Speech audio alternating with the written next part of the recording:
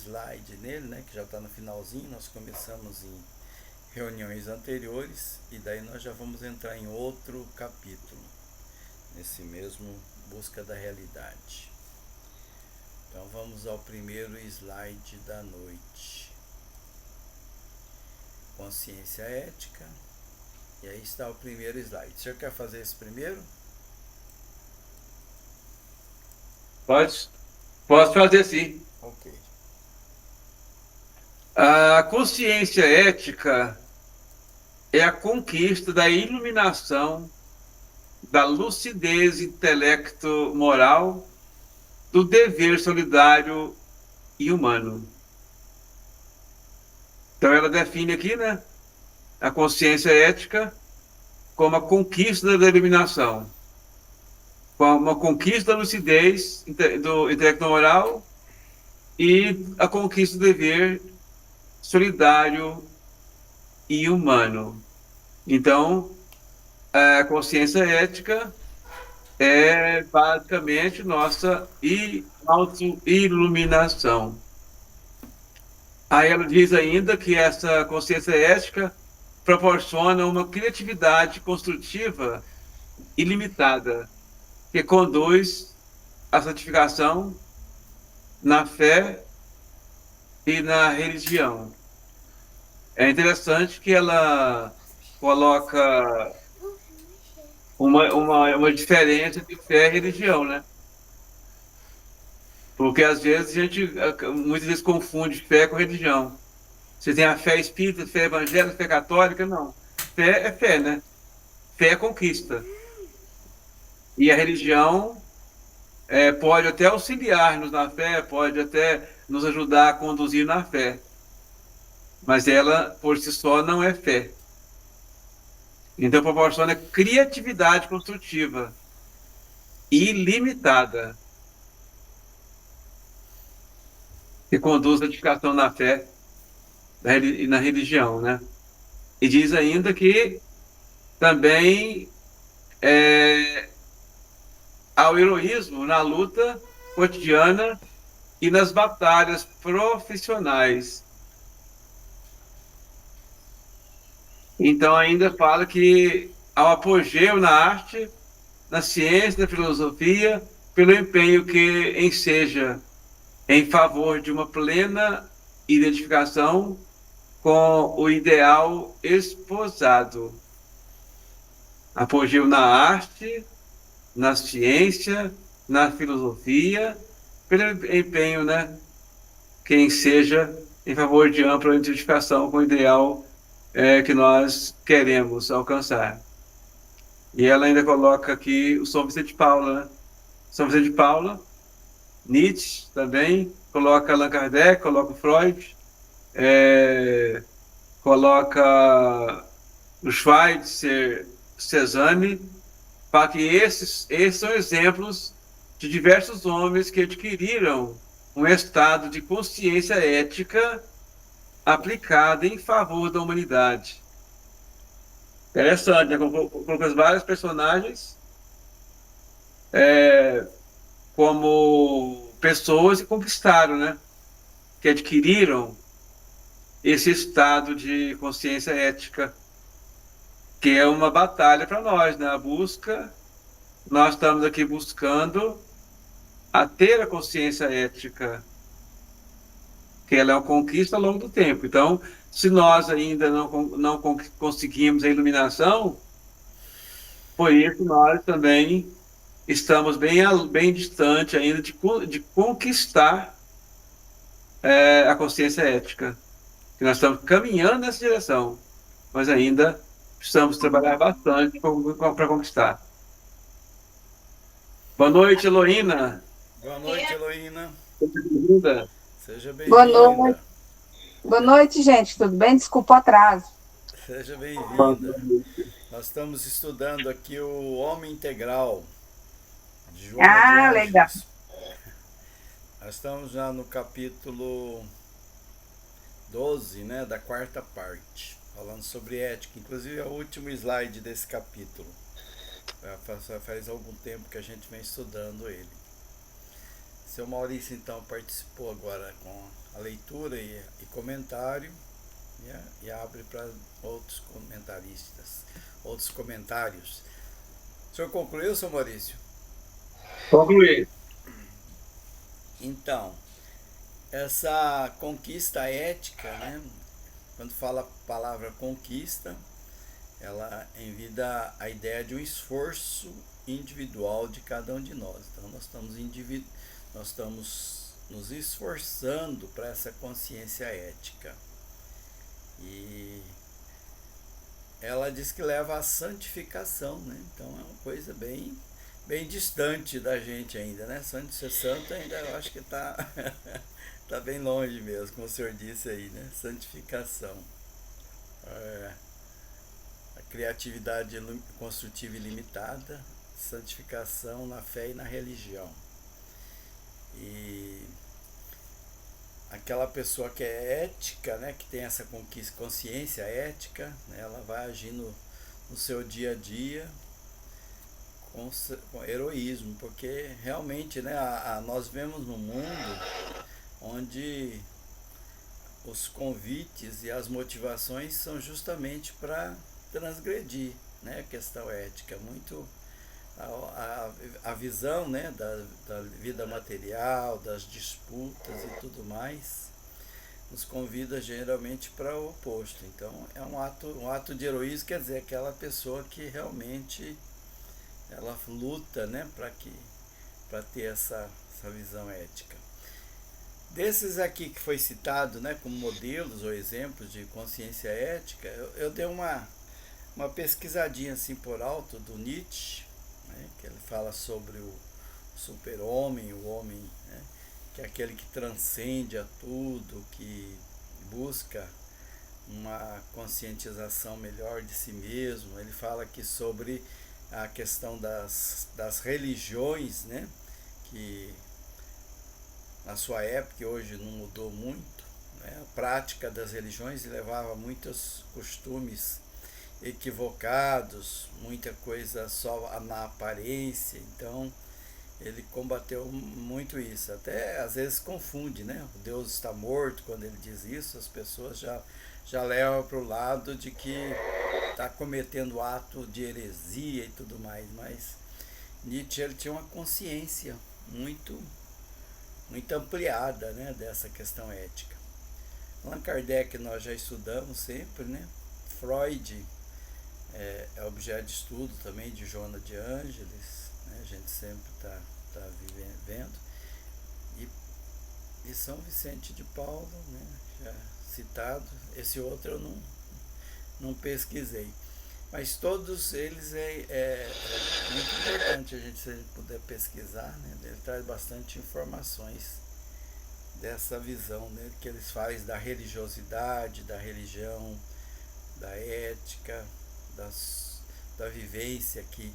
Então eles contrapõem o estado nosso, né, as vivências sociais, os valores que nós adotamos, que muitas vezes contraria essa consciência ética, até mesmo na lei mesmo, né? A lei do homem, ela traz alguns embaraços, né, para que se vê essa questão ética. E é isso. Vamos para o próximo. Alguém quer comentar mais alguma coisa? Ou vamos para frente? Próximo, então. Religião e religiosidade. Então esse foi o último, como eu disse, né? Aqui vem o capítulo 13. Aí nós começamos esse slide aqui, esse é meu, né? Esse eu vou fazer a leitura. No caleidoscópio, caleidoscópios do comportamento humano, há quase sempre uma grande preocupação por mais parecer do que ser, dando origem a homens espelhos, aqueles que, não tendo identidade própria, refletem o modismo, as imposições, as opiniões alheias. Então aqui ele vem trazendo a dificuldade que nós temos aqui, né, da vivência social.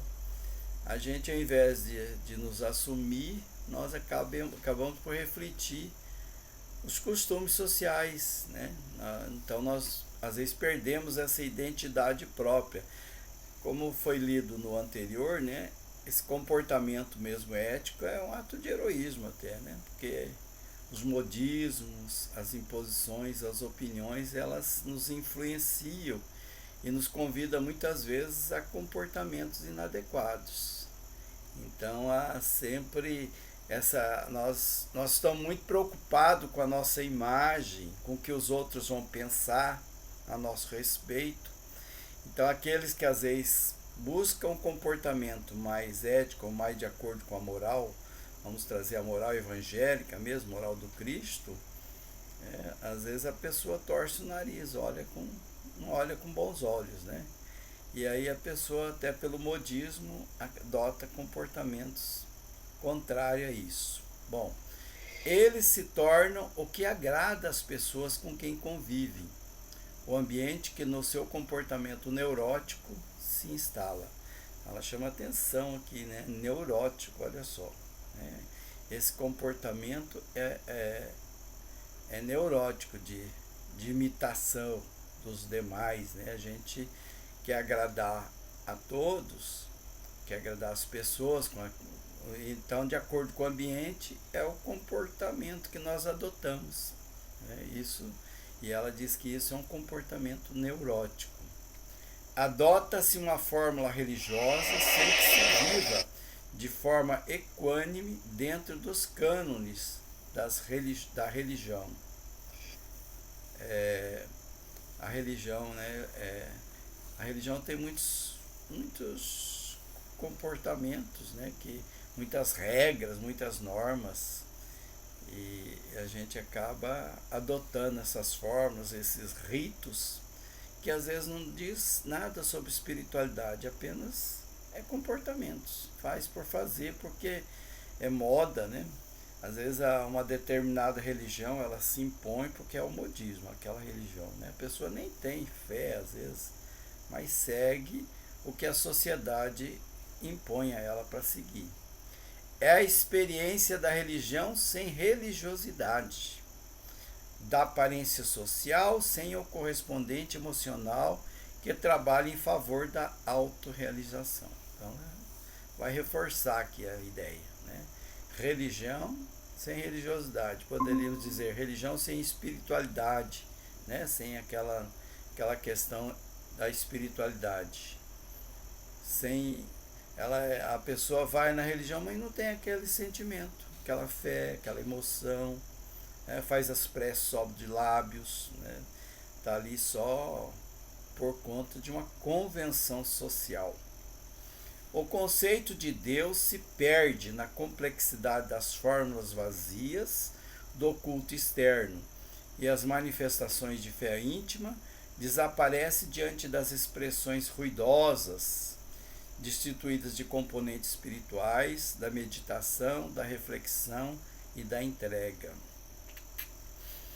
Então, quando a gente procura a religião, a gente deveria estar procurando Deus. No entanto, ali a gente vai lá, vê aquelas fórmulas vazias e adota elas, porque é o comportamento social que a gente quer para imitação, para dar uma satisfação à opinião de outras pessoas, da sociedade. Então, às vezes, a pessoa está ali só por estar mesmo, ela não está. E ela fala sobre ruidosa, né? Expressões ruidosas. E a gente observa muito hoje com a internet, né? Com os vídeos que são publicados nas redes sociais, a gente vê alguns comportamentos dentro de certos templos religiosos absurdos. A pessoa faz malabarismo e coisas assim que não tem sentido, né? Verdadeiros atos, né? Sem nenhum sentido. E são pessoas que estão ali por imitar, né? Por seguir aquele grupo social que ela se inseriu, sem, no entanto, ter aquela fé interior.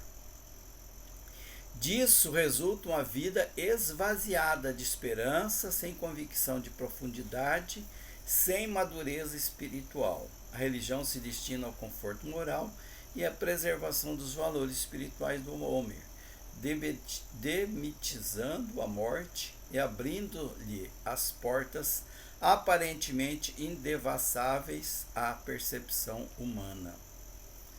Então resulta uma vida sem esperança. Aí as enfermidades emocionais. A pessoa vai ali e não tem espiritualidade. Se ela não encontra espiritualidade no templo religioso, onde ela vai buscar? Né? Ela acaba perdendo a esperança, não tem profundidade, não adquire essa maturidade espiritual. Porque a religião seria para a gente ir lá buscar socorro, né? Não é isso? A gente vai lá para buscar apoio. Às vezes eu estou com determinado... Na doutrina espírita mesmo, né? Tem muita busca por conta das obsessões. Né? E nas demais também procura por essas razões também, né? Só que às vezes usa uma outra nominação, mas isso não importa. Mas é para conforto moral, né? Para que a gente procura a religião para ver se ela nos indica caminhos de mudança interior, que nós reencarnamos para essas mudanças. Esse é o objetivo da reencarnação, a gente se transformar, se melhorar, se modificar, vencer os vícios morais que nós carregamos dentro de nós, e aí a gente vai na religião só por ir. Essa transformação ela não acontece. Gratidão.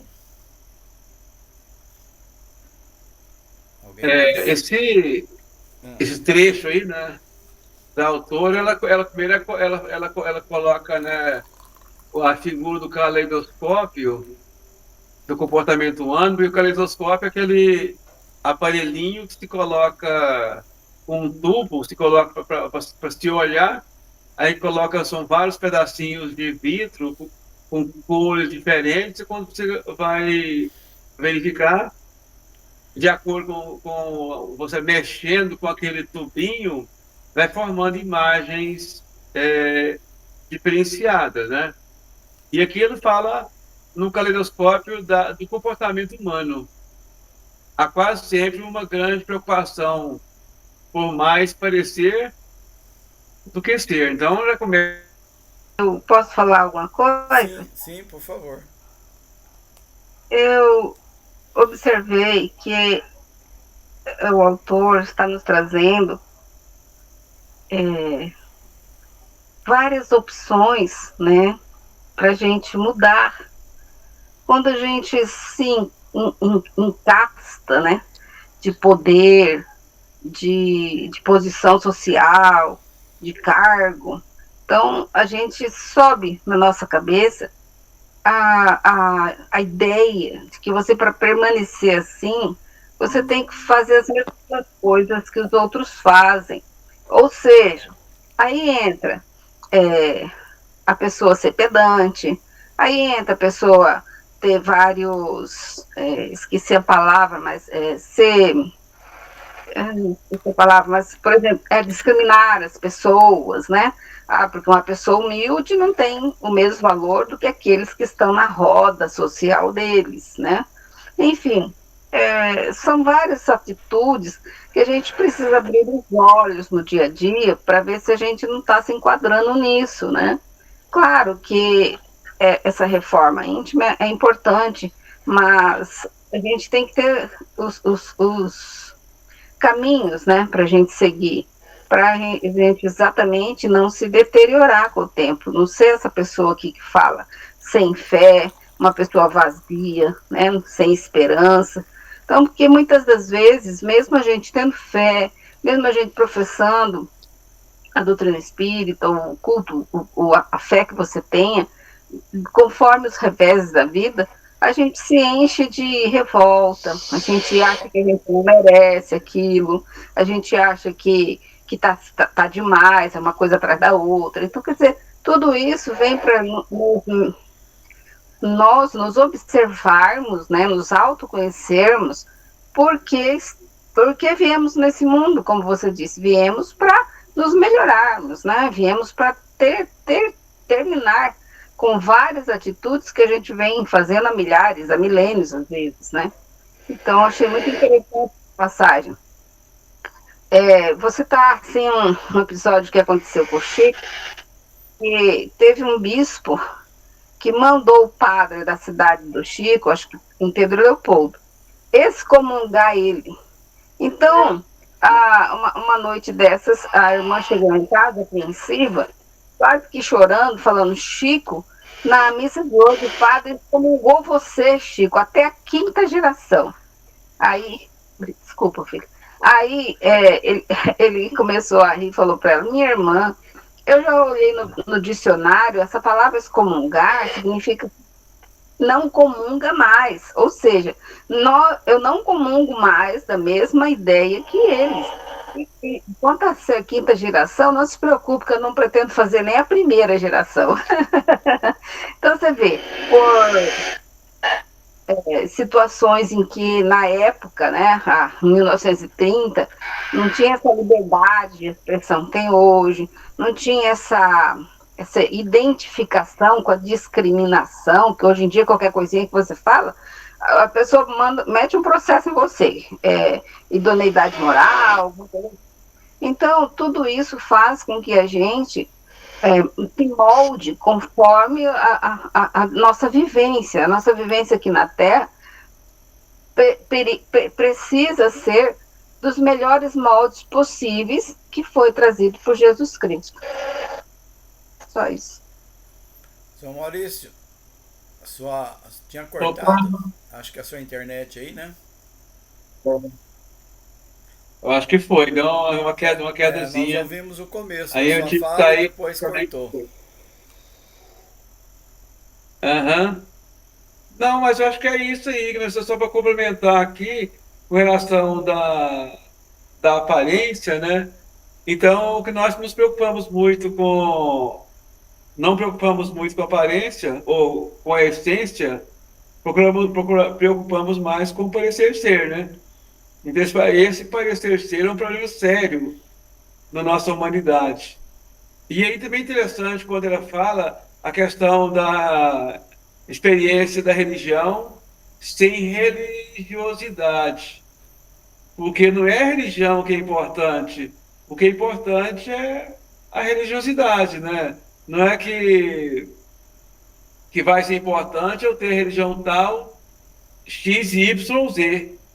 O importante é o sentimento que eu tenho, que eu trago. E ela ainda fala, né, que é aparência social sem o correspondente emocional. Eu pareço ser, mas faz dentro de mim, e isso não corresponde, né? Então a gente acaba trabalhando, mas a construção acaba não sendo uma construção efetiva. Porque a gente acaba, para o nosso crescimento espiritual, a gente não consegue alcançar, porque como o objetivo nosso estar aqui na Terra é nos melhorarmos, o ser, né? É em ser melhor, não é apresentar melhor. Por isso, Jesus falou que nem todos aqueles que dizem Senhor, Senhor, entrarão no reino dos céus, mas aqueles que fazem a vontade de Deus, né? Esse sim, porque significa o ser, a essência. Acho que é isso aí que é muito interessante nesse tema. Vamos lá. Desvelar os segredos da vida de ultratumba, demonstrar-lhe o prosseguimento das aspirações e valores humanos. Ora, noutra dimensão, dentro da mesma realidade da vida. É a finalidade precípua da religião. Então mostra que são duas dimensões, né? Uma hora você está encarnado, outra hora você não está mais. Então, quando estamos encarnados, para a gente observar que um dia a gente vai estar daquele lado. E quando estivermos daquele lado, será que o que fizemos aqui realmente está de acordo com o que a gente prega, com o que a gente pensa, com o que a gente fala, né? Que seja. Eu sou da doutrina espírita, tal, mas será que a gente está realmente fazendo o que ela prega, né? Vamos falar assim? Ao invés da proibição castradora e do dogmatismo irracional, por exemplo, proibição castradora, não pode passar batom vermelho, não pode pintar cabelo, não pode comer carne de porco, enfim, algumas restrições de algumas religiões que são, assim, um pouco estranhas, né, atualmente falando, né. O dogmatismo irracional, você não sabe por que você tem que fazer o nome do pai quando você passa na porta do cemitério, quando você encontra uma pessoa que é espírita, quando você encontra uma pessoa que aquela pessoa, já tentei falar com ela, não adianta, ela não quer aprender, né? Então, quer dizer, é não dar pérolas aos porcos, mas até em que ponto é isso, né? Então, agressivo à liberdade de pensamento e de opção. Então, eu acho que essa liberdade de pensamento é o melhor presente de Deus depois da vida, porque eu sou livre para pensar, mas às vezes eu me deixo levar, conforme a religiosidade que eu estou, por pensamentos que estão circulando naquele meio. Então, vou começar no começo. Ao invés da proibição castradora e do dogmatismo irracional agressivo à liberdade de pensamentos e de opção, a religião deve favorecer a investigação em torno dos fundamentos existenciais, das origens do ser e do destino humano, ao lado dos equipamentos da ciência, igualmente interessada em aprofundar as sondas das pesquisas sobre o mundo, o homem e a vida. A fim de que esse objetivo seja alcançado, faz-se indispensável a coragem de romper com a tradição, rebelar-se contra a mãe religião, libertando-se das fórmulas, para encontrar a forma da mais perfeita identificação com a própria consciência geradora de paz.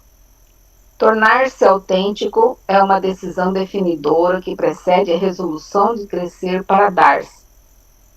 O desafio consiste na coragem da análise de conteúdo da religião, assim como da lógica, da racionalidade, das suas teses e propostas. Somente desta forma haverá um relacionamento criativo entre o crente e a fé, a religiosidade emocional e a religião. Acho que essa questão aí, esse comentário aí, que a Heloína já comentou boa parte, foi interessante, vai ser nos mostra o seguinte, que nós sempre viemos comentando ao longo das nossas conversas, né, que Deus, na verdade, não nos proíbe nada, né, e Ele não está aí para castigar a gente das pequenas coisas, das coisas que nós fazemos, até porque Ele que nos criou, Ele sabe das nossas fragilidades. Ou seja, quando nós reencarnamos, ou tanto os espíritos que patrocinam nossa reencarnação, eles sabem mais ou menos do que nós vamos ser, mais ou menos o que nós vamos fazer. E eles sabem, por mais que esperam o nosso acerto, eles sabem que nós vamos cometer muitos erros também e temos possibilidade de errar drasticamente. Por isso, a gente, quando se fala das punições, olha, se errou, né, igual, por exemplo, nas igrejas, né, se fala que céu ou inferno de forma drástica, ou que Deus pune, ou o temor de Deus, por exemplo, como ela até citou aí a questão das proibições, né, castradoras, que proíbe coisas que não têm nenhum sentido e que seria um Deus talvez muito humano para proibir coisas de nós. Sabemos que nós estamos aqui para o nosso crescimento. Se nós estamos aqui para crescimento, então as coisas não são proibidas, então são ensinadas, né? É interessante, Deus não proíbe nada, ele ensina. Veio Jesus como modelo e guia da humanidade Ele não veio nos proibir de nada. Ele veio nos mostrar o caminho. Siga assim. E quando nós erramos, nós estamos nessa caminhada. O erro também vai levar ao acerto. Vamos passar por dificuldades, mas vamos chegar ao acerto. Era só, acho que é isso que eu queria fazer esse pequeno comentário. Ele, Eu comento mais um pouquinho. Eu comento mais um pouquinho quando fala que é,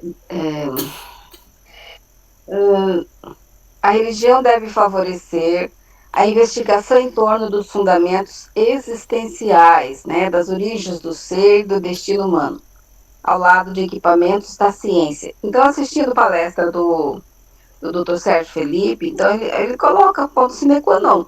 Você sabe quem você é, o que você escolhe para a sua vida?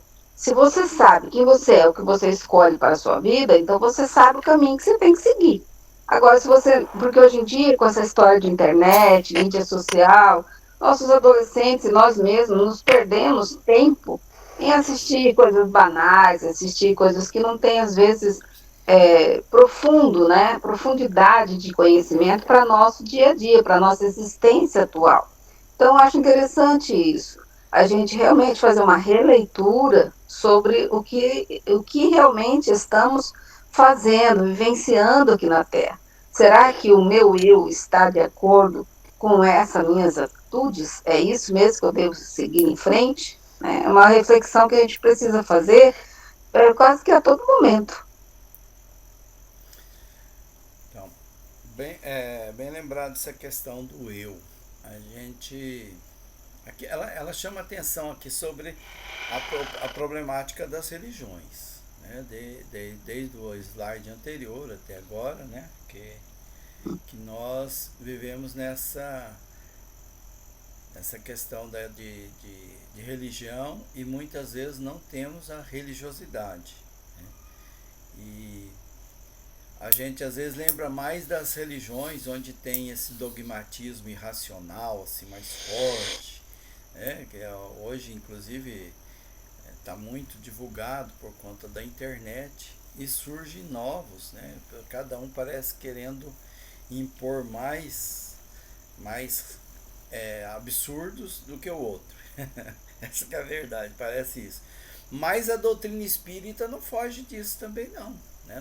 Nós temos percebido, né, dentro da doutrina espírita e dentro das redes sociais surgindo também muitos absurdos, né? Muitas coisas estranhas dentro da doutrina espírita que são os modismos, né? Está seguindo os modismos, né?